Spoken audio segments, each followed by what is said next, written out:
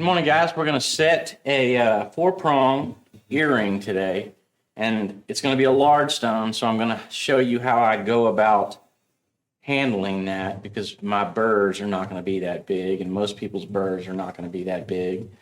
So I'm going to show you how I go about cutting the seats to fit the stone, and then because of the size of the mounting and the delicacy of the mounting, I'll show you how I go about bringing the prongs in on the stone as well. So the first thing we have here is a large 4-prong, probably 2.5 carat, possibly 3 carat mounting. What we're going to do is we're going to come in and we're going to mark our prongs at the distance that we want the stone down in there. So the first thing I'm going to do is open the mounting up so that the stone will begin to go down in there. Once it begins to go down in there, then I'm going to visually estimate about where the prong is going, or where the stone's going to need to be. Once I cut the seats, it's going to drop a little bit. So I'm going to mark the prongs, come in and cut it, but then I'm also going to come back with a ball burr. And in those cuts, I'm going to open them up a little bit because I want the prongs to go over a little further than a 45 or a setting burr would allow it. So I'm going to open these prongs up a little bit, especially because on this particular stone, we also have a much larger girdle on this particular stone. So I'm going to open those seats up a little bit.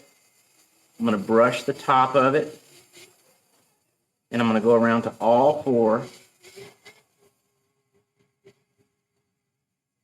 I really like the ball burrs. They last longer. They come in 1/10 of a millimeter incremental sizes.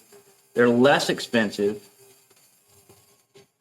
And then once you're done with them, you can use them for other things. You can utilize the old burnt up burrs to make prong pushers and use them to make scribes. They're just an inexpensive, invaluable tool. Now, once I've got that, all the prongs opened up a little bit, I'm going to put the stone down there, give it a look. I like the way the seats are curved like this. I don't particularly like them where they form a V because it just forms a larger V when you push it down. So I like them to be opened up to where they come down to a V. Now, once I've got the stone in there, I'm going to come across and I'm just going to move each prong a little. I'm not going to take it all the way down to the stone. Because this is a really lightweight mounting, it has a tendency to take the under gallery and bend it as I'm going along. So I'm going to keep my eye on that very carefully. I'm going to try and get most of my pressure downward on the prong and not so much towards the stone because, again, it flexes the mounting.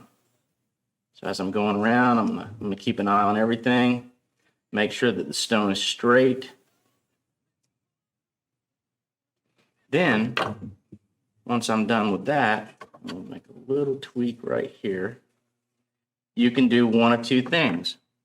If the stone is still loose, you can come back and do your vector tightening sideways like this, or we'll take the ring out, take the earring out, we'll take our pliers, and we'll come straight down on the prongs. Very carefully, don't go all the way down on every prong. A little at a time, making sure that the stone is straight. And there we have it. So now what I'll do is I'll come back. This is a soft stone. So what I'll do is I'll come back with a cut burr and round them out, or a safety edge file where the side of it has been polished, and we'll round the prongs gently, give it a polish, and there we go.